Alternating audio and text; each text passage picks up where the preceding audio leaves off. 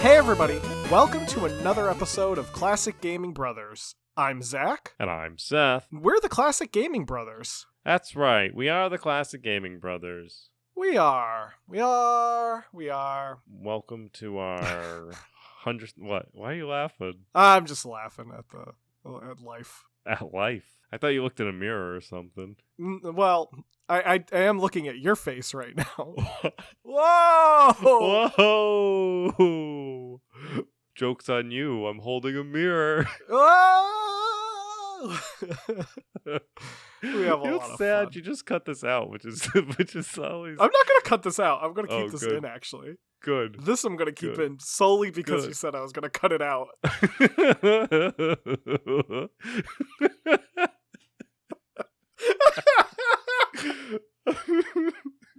I'm working my radio laugh. You've got a good radio laugh. You sound like a guy who's on like a game show, which is fitting for today's episode. But before we get into today's episode, which if you know how to read, you probably would know what it is. But we're gonna talk about games that we've been playing recently. That's right. Zach, what have you been playing recently? Seth, recently I've been playing Somari, the Adventurer. It was a game released in 1994, published by Supertone and developed by Hummer Team. Hummer Team, I think we briefly mentioned before, but they are a company that was led by Taiwanese game developer Hummer Chang. Chang had previously worked for another company called Sachin, which was an unlicensed game developer that operated out of Taiwan from 1988 to 2007. Somari stars the titular Somari the Adventurer, who is a red hat wearing, mustachioed plumber who can run at incredibly fast speeds. Somari must stop the evil Dr. Robotnik from developing robots out of his woodland friends. Does this sound familiar to you, Seth? It does. It sounds like the plot of Sonic the Hedgehog, except the character is Mario. That's exactly what Somari is. It's a demake bootleg of Sonic the Hedgehog for the Sega Genesis, but featuring Mario on the Famicom or the NES. The game actually plays fairly decently despite being completely demade to run on the NES, though there are some issues with controls. The music is also particularly garbled sounding. It just kind of sounds messy, though apparently there's a couple stories that Hummer Chang, who did also all the music for his games, had to recreate the entire soundtrack of Sonic by memory after he listened to it over the phone. So that might be why it sounds kind of garbled, because he was listening to it over the phone. But I actually recently acquired an original copy of Somari, partially thanks to our good friend of the pod, Barry, who helped us out with our Indie Dev Lounge episode that we did with his company Premium Edition Games. Barry had privately messaged me letting me know that there was an eBay listing for Somari, and I bought it and I got my copy, and after checking it out when I received it, I can verify it is a original 1990s copy of the game, which are not super common, at least on like your standard eBay marketplace. It's one of those games that because it's bootleg, the game doesn't even show up on things like price charting and stuff, so it's really hard to get an actual value for this thing, but it's cool to have, and it's something that I've wanted since I was a little kid, so it fills a little niche in my life. Where did it come from? Argentina. And the actual seller from Argentina was wicked nice. He actually got in touch with me after I placed the order to let me know that there was like slight damage on the cartridge and if I was still interested in picking it up. So he got very high remarks in my rating of him. So I've been playing a little bit of that now that I have I've been able to play it prior. It's a game that's been easily available to find on ROM sites and stuff like that, and you can play it via emulation. But this is the first time I've been able to play it on real hardware, which is kind of a neat little thing to do, using an actual like original cartridge, not a reproduction cartridge. So it's kind of cool and a neat little piece that I now have in my Museum of Oddities. And if you're interested, I did post pictures of Somari on our Instagram of the cartridge, so anyone listening to this episode can check out our Instagram and see what the cartridge looks like. That's fun. Yeah, it's a fun little, it's an interesting game. Perhaps we will play some of it on stream. So Seth, what have you been playing recently? I assume not bootleg games. Not bootleg games and not Outer Worlds. I've been actually back and playing Crusader Kings 3 because they released a DLC called the Royal Court DLC. The Royal Court DLC was released 8 days ago at the time of recording. It was released on February 8th of 2022. It's a big DLC for Crusader Kings 3. There's kind of like little DLCs for Crusader King 3, and there's big DLC. This is the first big DLC. The rest are usually like vanity packs, so like colors from a foreign empire or whatever. The Crusader Kings 3, just to remind everyone, is a 4X strategy game that takes place in kind of like the Middle Ages. It's you have a start time of 938 or 1066. The Royal Court expansion adds depth to the cultures in the game. It also adds an inventory system. It adds kind of there's a newer combat system for dueling people, and you also get a royal court that you can populate with many positions. I also really enjoy that you can now go in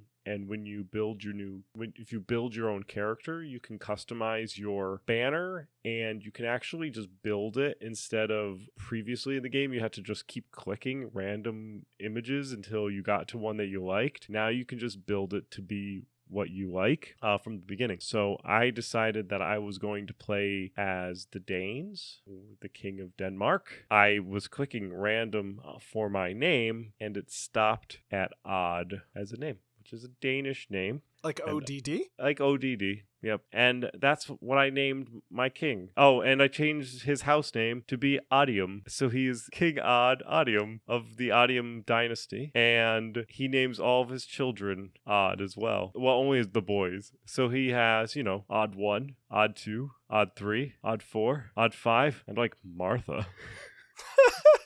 Who I guess would be the real odd one out. Crusader Kings sometimes has some fun interactions, especially with your vassals. So the game will trigger events with your vassals, and it doesn't always know exactly like who your vassal is. They just kind of know what your relationship is. And my character ended up picking up a dog whose name was Maggie after our departed dog. And then he picked up another dog named Maggie 2 because the first Maggie ran away. So I'm going to iterate on Maggie until the Maggie 2 runs away. I'll get Maggie 3. So King Odd has a dog, and it triggered an event to have one of his vassals to interact with his dog. The event decided to pick my vassal, who just also happened to be my child, Odd 2. Not Odd 1. So it said, vassal for Odd 2, you're going to interact with the dog. The game didn't really acknowledge that the vassal was 4 years old. So the pop-up showed a small child, and the dialogue was like, your vassal, Duke Odd II, has come across your dog. And he says, my lord, what a wonderful dog you have. I'm like, my 4-year-old is saying this? Dang, your 4-year-old is well-versed. I was like, damn, no wonder he's a duke. We had a full-on conversation about my dog because that was how the event triggered. And then I was like, you're 4 and also my child. But I guess it's great though because he just runs the country without really any help. He's just like this 4-year-old duke who runs the country, which means the king runs the country, which is why he's the duke. Anyway. But yeah, so that's Crusader Kings 3, the Royal Court expansion. I would recommend it if you really like Crusader Kings 3. If you haven't played Crusader Kings 3 and you're like, man, I should check out that DLC that Seth has asked or that Seth has talked about, go play Crusader Kings 3 first before you buy the DLC. Because then you may be like, I don't like this game at all. It is a very niche genre of games that not everyone can have patience for. That's fair. To go back to the comment earlier about me having a great laugh that sounds like a game show, we're going to talk about a game that is a game show. So this episode's dedicated around Smash TV, mostly the arcade game, but it's also known as Super Smash TV for the ports. Yeah, we're primarily going to probably focus on the arcade game because the ports of the game aren't that much different besides some content that we're going to talk about toward the end. The arcade game and the various ports that are available for it, they're pretty actually consistent beyond graphical quality of some of the ports, some of them being for like the NES versus the Super Nintendo sort of deal. So we have a joint memory. Zach and I played Smash TV. We technically played Super Smash TV at Retro World Expo in the hotel room while we waited to get food. Yeah, we were waiting for our dad to text us to let us know that he was nearby, and we were like, okay, cool. And we played a bunch of Smash TV. Then we got a game over, and then we played NBA Jam. That's right. And then Seth dunked on me. I did dunk on you. I feel like we got to the first boss and beat the first boss in Smash TV. We got to the first boss, we beat the first boss, and then we got a game over, I think, when we got to the second area. Yeah. Because we got through the bonus thing that comes after the boss where you collect all the prizes. We definitely fought and killed Mutoid Man, who is a trip, and also probably the boss that most people think of when they think of Smash TV, which we'll talk about the bosses later on in the show. Now, to get into the history of Smash TV as a game, I will say, doesn't have a lot of history behind the development of the actual game. But I do want to take this time to talk about the creator of Smash TV and some of the work that he did on previous games. Smash TV was created by a guy named Eugene Jarvis. Jarvis grew up with an interest in computers. In high school, he attended a one-day course in Fortran programming that was being conducted by IBM. When he attended the University of California, Berkeley, he began to program on mainframes. The first video game that he remembers playing was Space War, which ran on a computer in the basement of his physics lab. Following college, he went on to apply for Atari, though he did not end up getting a job at Atari. Oh, that's sad. He ended up getting a job at Hewlett-Packard for a bit of time, and he hated that job, so he quit, and then he got a job at Williams, the pinball company, and he started in the late 70s. In 1978, Space Invaders was released, not by Williams, by Taito. Jarvis then became inspired to work on a game of his own, and he started to work on a project with Steve Ritchie. Ritchie was a former Atari employee. In fact, Steve Ritchie was the 50th person that was hired by Atari. He was early days Atari. He designed popular pinball machines such as Firepower and Black Knight. Firepower was notably interesting because it was one of the few pinball games at the time that would do multi-ball events. So multiple balls would come out and you'd have to deal with that. As just a quick fun fact aside, Steve Ritchie would later go on to become the announcer for Mortal Kombat 2 and Mortal Kombat 3. He was also the voice of Shao Kahn in Mortal Kombat 1. Ritchie and Jarvis's first game was Defender, which was released in arcades in 1981. Defender is a side-scrolling space shooter, so you can kind of compare it to something like, maybe kind of like Galaga, except it's from a side-scrolling perspective as opposed to a upward-scrolling perspective. So it's left to right as opposed to up to down. Defender's also arguably quote-unquote open world in that you can fly around in any direction you want on the screen. The only goal is to defeat all the enemies that are on the screen, but you can take them in any order. Defender became incredibly popular, and the arcade cabinet actually sold over 55,000 units worldwide and earned over $1 billion. It's a lot of money. Especially for an arcade cabinet. I mean, so that's the gross. So I'm assuming that's not only just a combination of the value of the cabinets that were being sold to arcades, because they obviously had to buy the cabinets, but it was also a combination of the quarters that were getting raked in. Yeah. So that's a lot of money. Yeah, so generally there's two equations when it comes to the arcade cabinets. There is sold values for the arcades, and generally if you hit around 50 to 100,000, if you hit 100,000 units, you're gangbusters, right? Yeah. If you're hitting 50, 60,000, you're very, very, very, very successful. And then you do your revenue is $1 billion.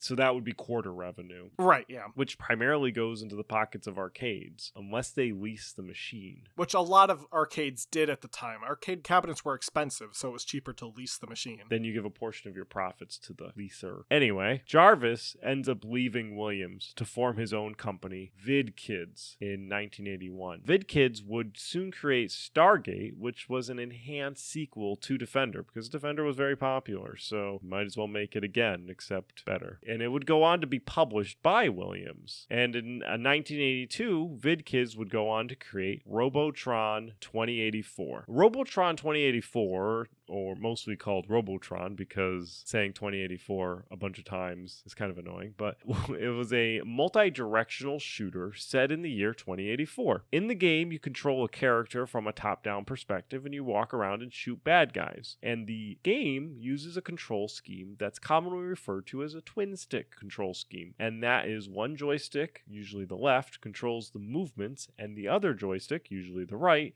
controls the direction of the bullets. So you can end up shooting and moving in opposite directions, which is always fun. So you can like flee and be shooting behind you. And Robotron 2084 would be one of the first games to have this type of twin stick setup. Robotron was built on a Motorola 6809 processor and displayed on a 19-inch CRT monitor. It had a custom graphics coprocessor, which was able to generate the on-screen objects and visual effects. The game did very well, selling about 19,000 arcade cabinets and was highly reviewed at the time. However, despite the game's success, the market wasn't doing super hot in the early 1980s. In fact, 1983, the video game market ended up crashing, and Jarvis took this time to go back to school. Since the video game market wasn't doing so great, he was going to get himself an education and went on to get his MBA, which he gained in 1986. So after getting his MBA, he returned to doing what he loved, making video games. The game he would go on to release in 1990 would be Smash TV. This project partially came about due to Hasbro pulling the plug on a project that programmer Mark Turmel was working on. After the project fell through, Turmel moved to Chicago and recruited artist John Tobias to work on what would become Smash TV for the Williams Company. Turmel had been a huge fan of Robotron,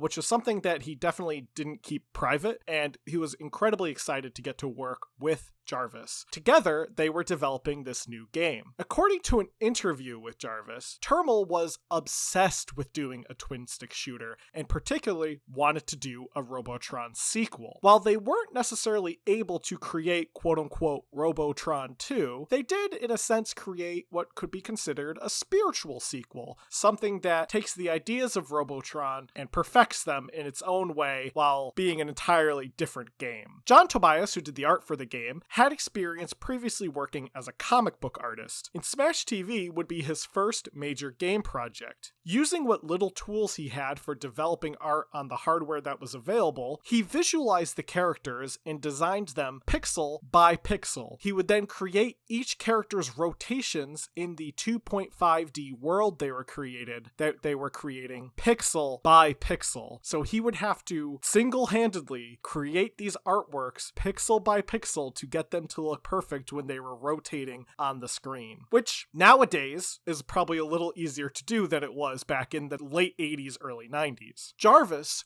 really wanted to make the game graphically impressive, as it did have to compete with other arcade games that were coming out in the 1990s. Jarvis's last game was a game called Narc, and this game was incredibly controversial due to the graphic violence that was depicted. However, he didn't have any concerns about this, and he decided that he was going to make Smash TV even more gorier and even more bombastic than Narc would ever be. From a technical standpoint, Smash TV ran on the Midway Y-Unit board. This board was also used for games like Terminator 2 Judgment Day, Total Carnage, which was also by Eugene Jarvis, and we'll talk about it a little later. And the Midway Y-Unit board was also used for Mortal Kombat. Look at that, all these little tie-ins to Mortal Kombat with the guy doing the voice and this board being used. Now, the board itself ran on a TMS 34010 CPU, which clocked in at 6.25 megahertz. The TMS 34010 is a notable CPU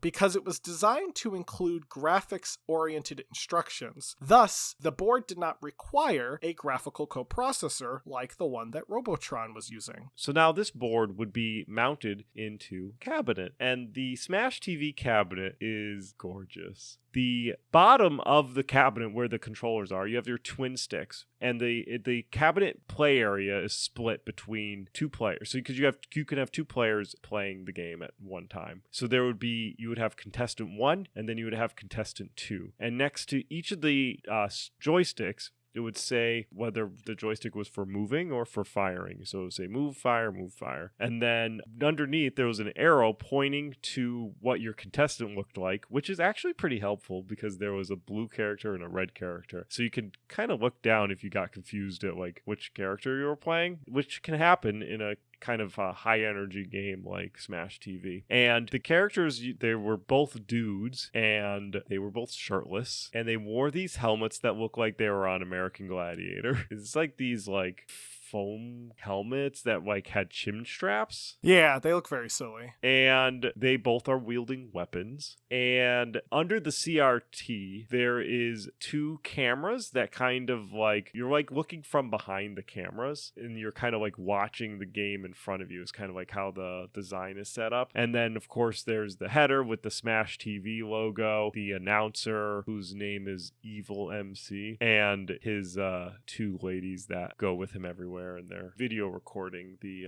one of the contestants. And it's a very 90s game. So the game does have a story about it and why you're in a game show. And the story, it takes place in the grim dark future of 1999, where Earth has been completely conquered by the New Order Nation. Have no fear, though. Television is still a popular pastime, and on that television, the subjugated people of Earth are watching the world's most popular television show, Smash TV. On this live studio game show, the contestants must go through room after room while mowing down thousands of people with various weapons to win fabulous prizes, such as a VCR or beef.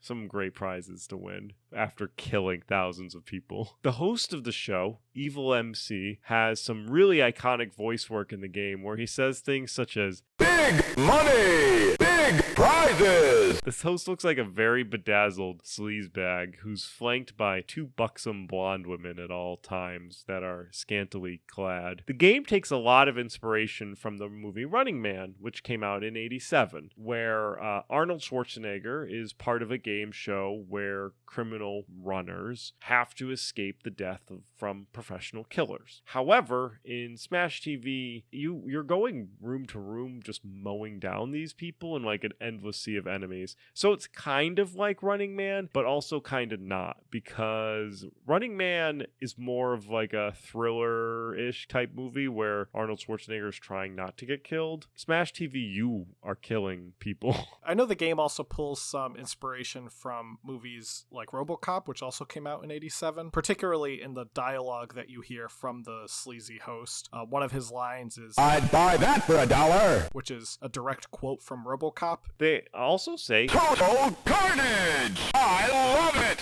And we'll explain why that's kind of funny. In terms of the gameplay, there was a lot of inspiration from Robotron 2084. In fact, Smash TV maintains the twin stick setup for the game, with the left joystick being used for movement and the right joystick being used for shooting. This allows for total control of movement and shooting direction. So if you want to move the character upwards and shoot backwards while fleeing, that's all possible, which is useful in a game like Smash, with endless enemies swarming at you. So you really got to be quick on your feet and make sure that you coordinate movement with attack. The game can also be co-op, with a second player playing, and when there are 2 players, the level scores are compared against each other at the end of the level. There are 3 levels, and each level ends with a boss. The first boss is Mutoid Man. Mutoid Man is, as Seth had mentioned, probably the guy that you think about when you think of Smash TV. Like, I would say if your only experience with Smash TV is playing up through the first boss, you've met Mutoid Man. Mutoid Man is this large torso, like massive, like your character looks about the size of his fist. And Mutoid Man is this massive body attached to a tank. So like tank treadwells and in this just massive body instead of where the cannon would be. And he shoots lasers out of his eyes. He's also bald, and he kind of, looking at him, he just kind of looks like a jacked Professor X. I'm reminded that the Conehead skit from SNL. This particular picture gives me like Professor X or Kingpin vibes, Yeah.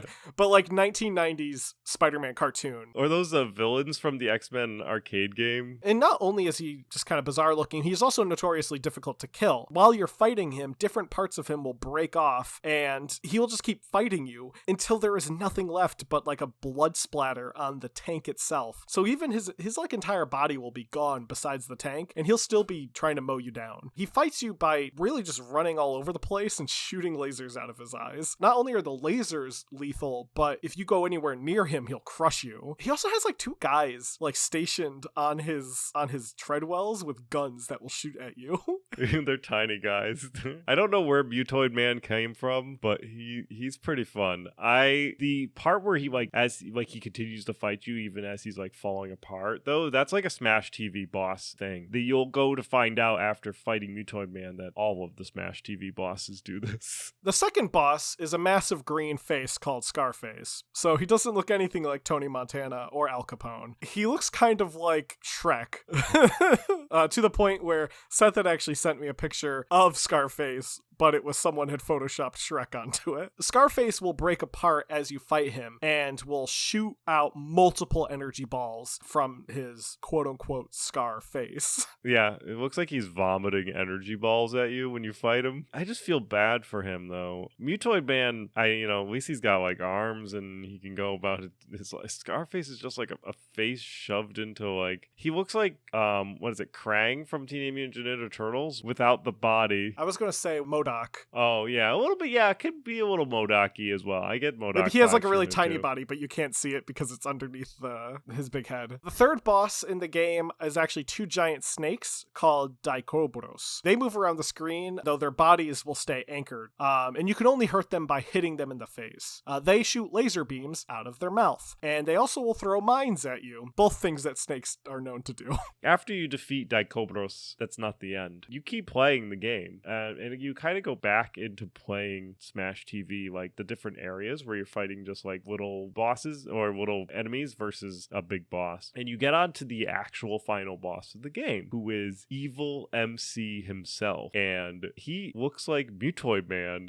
but instead of Mutoid Man, it's Evil MC's body on top of the tank treads. And it's weird, but it's not, it's not weirder than Mutoid Man, but it's for sure a situation where because now it's like this human guy in like a suit attached to a tank with also little guys like Mutoid Man had, and he shoots laser beams as well, but his laser beams are stylized to be his eyeballs, and it's like multiple eyeballs copied over and over and over again instead for his laser beams. It's kind of gross. After you defeat him, you get lots and lots of presents, and your final score is tallied. Throughout the game, there are different secrets in each of the areas. There are hidden exits that could have different pickups in them, including keys. And if you collect all the keys and you have a really good score, you can actually open a thing called the Pleasure Dome. Now, the Pleasure Dome is an epileptic-inducing room full of flashing colors and a pile of bikini-clad women scattered throughout that you can pick up like cash. Like in previous areas, you can just pick up cash and it just kind of flies up into your score. That's what you could do with these bikini-clad ladies in this room that's flashing like pink and yellow and just bright flashing colors. Now, in the original arcade release, there was not a Pleasure Dome. However, the game talks to you about finding all of the keys to unlock Pleasure Dome, even though there is no Pleasure Dome. And that's what it was. Originally, it was just talk. It was just a lie that the developers had the game show people tell your character to get you, the player, to continue playing the game. Now, people don't really like it when they are given an empty promise, so people complained, including the arcade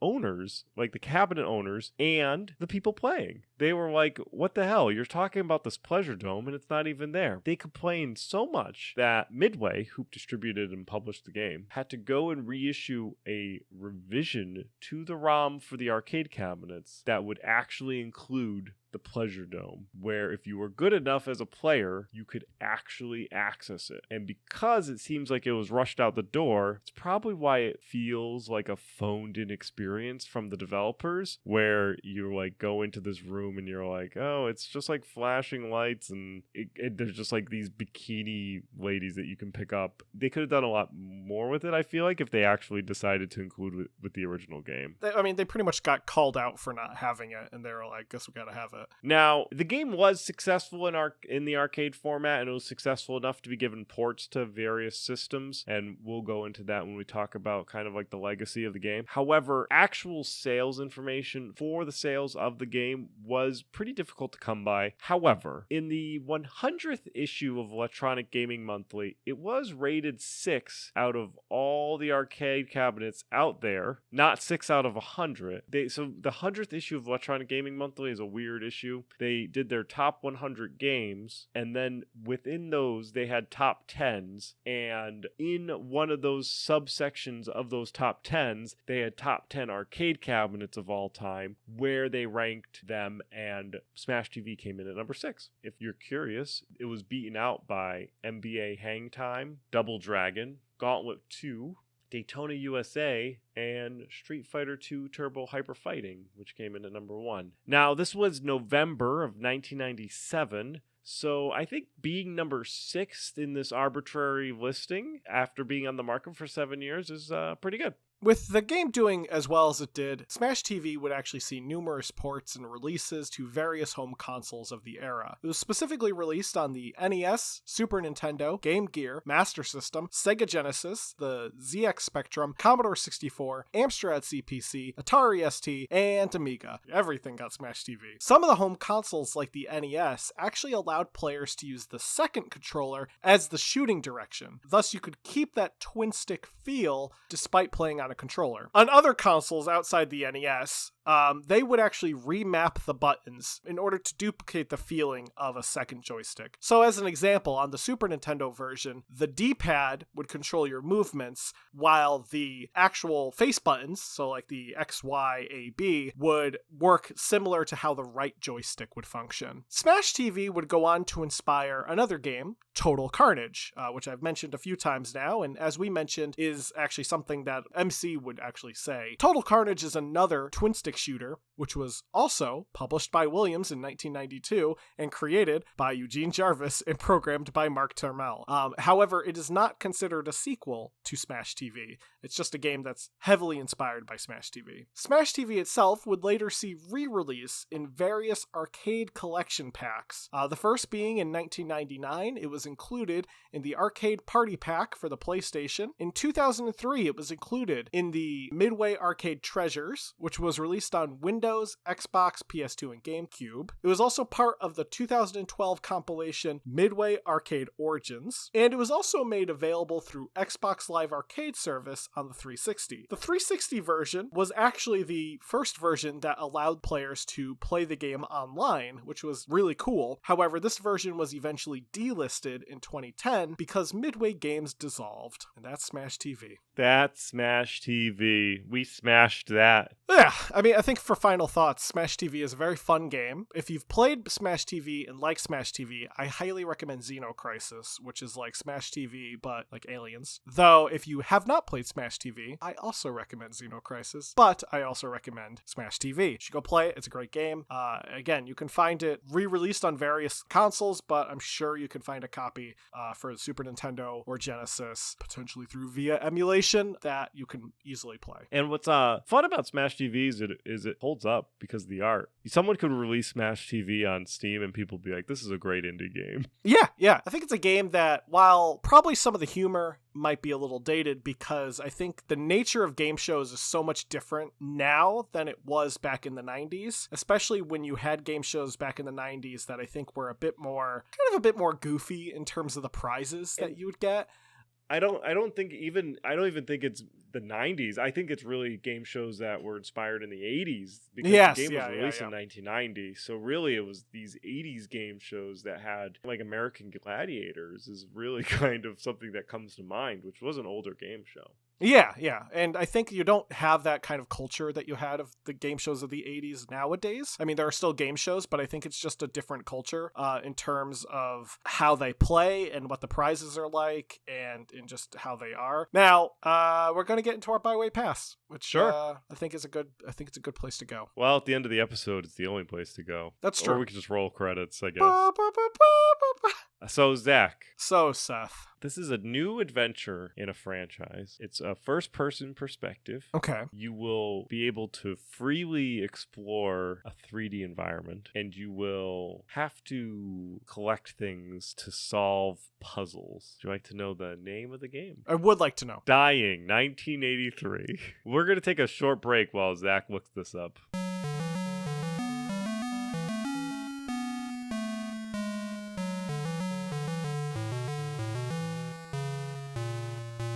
And we're back. So, Dying 1983 is a game apparently part of the Dying franchise, which I have never heard about, being developed by Neccom and published by 2P Games. It's supposed to be, quote-unquote, coming soon. It is a first-person horror investigation game. So, it's set in a hospital and some sewers and a prison. It just kind of looks like your typical horror game. It's tough for me to say whether or not I would want to play this. It's got some cool elements, I think. Like there's like some weird monsters and stuff that I see that they have, such as like an eyeball with legs and this like looks like a woman wearing a traditional Japanese outfit, but her head is an eel. So there's some like weird monsters and stuff in the game, which actually that I like. If it was just like ghosts, I would not be into this game. But the fact that there's like weird, creepy creatures kind of makes me a little more interested in this game. You know, I think I'm going to surprise Seth because I think I'm going to say I'm going to wait on this. I want to get a better idea of it when it comes out. Because right now there's really only like a trailer and some screenshots. I would really like to see some like proper gameplay of maybe like a reviewer playing it. I don't really want to watch like the gameplay they put out because that's going to be, you know, specifically edited to try to sell you the game. I kind of want like a unbiased look at what the gameplay looks like so I can get a better idea. But this might be something that might be worth looking more into when it gets closer to spooky season and I want to play particular type of game. So I'm going to put it down as a wait. Seth, are you interested about your game? Sure. Your game, Seth, is a 4X game. Real-time strategy 4X, being developed by the people who actually worked on Northgard, which I know is a pretty popular real-time strategy that's been out in the past few years. This game, however, is set in space. Specifically on a planet that is in constant turmoil between various kingdoms who are looking to take control of this planet due to a certain resource that the planet produces. However, the planet is also a hostile territory. Not only are there creatures that live within the grounds that will destroy the hard work that you're putting into it, but you also have to deal with the people who also live on the planet who might not like you encroaching on their territory. So not only are you now dealing with the environment of this planet, but also trying to balance the politics that are surrounding this planet and learning how to lead your faction to take control and dominance so that in reality you can take control over the universe. Yeah, what's the game called? Dune Spice Wars. Ooh. We'll be right back in just a moment.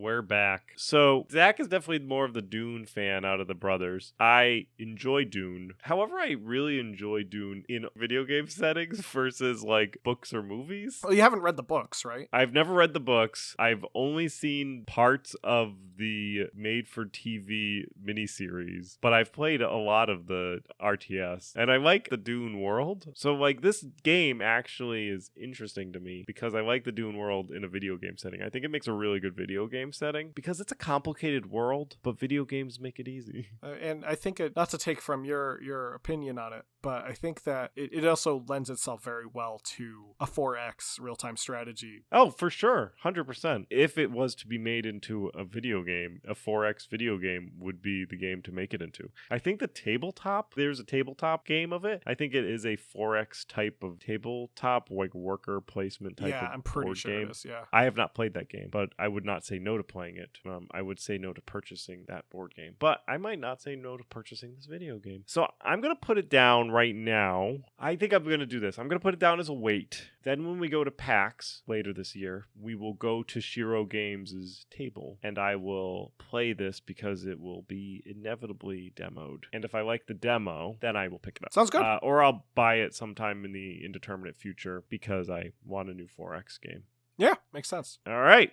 And that's going to be our show. that will be our show. Now, if you are interested in getting in touch with the Classic Gaming Brothers, you can contact us via our email, classicgamingbrothers@gmail.com. You can also reach out to us via our social media. We're available on Facebook, Instagram, Twitch, and Twitter. Our Facebook, Instagram, and Twitch are all Classic Gaming Brothers. Our Twitter is CG Brothers Pod. You can also listen to us on any of the various podcasting applications, so be sure to rate us, subscribe, ring bells, do all the things that you can do to let us know that you like the podcast, and definitely reach out to us if you do have any comments, questions, or suggestions. We do take suggestions from the audience occasionally for episodes. We previously did that with a past episode. Actually, literally last week's episode was an audience suggestion. Be sure to send in your suggestions. We'll be glad to take them. Anyway, that's all that I have, unless I'm forgetting anything. Seth, am I forgetting anything? Don't play games like my brother. And don't play games like my brother. I've been Seth. And I've been Zach. And we've been the Classic Gaming Brothers. That's right. That's right. That's right. That's right.